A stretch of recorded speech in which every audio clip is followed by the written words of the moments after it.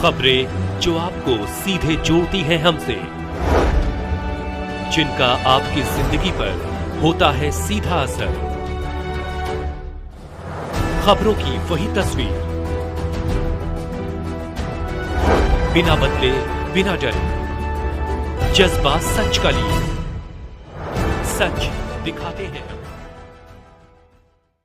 सूरत जिला के रांदेर रोड इलाके की घटना आई सामने, जिसमें करीबन 5 करोड़ रुपए की लूटपाट का मामला हुआ है। रांदेर रोड इलाके में दोपहर को डकैती की वारदात हुई, जिसमें ब्लैक मनी को वाइट करवाने आए पैसे को लेकर आरटीजीएस करवाने की बात हो रही थी। उसी दौरान लूट की वारदात को एक इनोवा कार में सवार 4 लोगों ने अंजाम दिया था, जिसकी सूचना तुरंत पुलिस को दी गई। इसके बाद पुलिस बल मौके पर पहुंची और आरोपियों को वेस्मा और पलसाना के बीच से आरोपियों को पकड़े जाने पर लोक चर्चा हो रही है। आगे की जांच पड़ताल पुलिस द्वारा किया जा रहा है कि कहीं से अगर सीसीटीवी फुटेज मिलता है तो केस को समझने में आसानी होगी। सूरत से नरेंद्र पटेल की रिपोर्ट।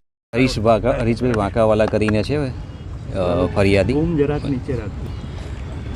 એમને છેલ્લા 6 મહિનાથી એમની પાસે જે પૈસા હતા એને વાઇટ કરવા માટે કોઈની સાથે વાતચીત ચાલુ હતી અને એ માટે એમણે 2 માણસોનો સંપર્ક કર્યો હતો। એ માણસો છેલ્લા 15 દિવસથી એમની પાસે સંપર્કમાં હતા અને એ આધારે એમણે આજે કે ભાઈ એ પૈસા આપશે એટલે એમને આરટીજીએસથી એન્ટ્રી આપી દેવામાં આવશે।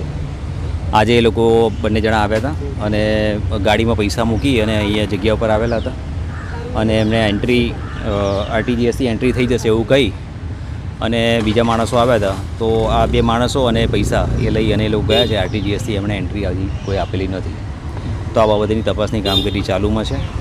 મોબાઈલ અને ગાડી નંબર જે આપ્યો છે એ આધારે તપાસ ચાલુ છે। કઈ ગાડી લઈને આવ્યા હતા સાહેબ? ફરિયાદી જે છે એમને કહેવા મુજબ વ્હાઇટ ઇનોવા ગાડી છે, જે જૂની ક્રિસ્ટા નથી, જૂનું છે એવું કહેવું છે।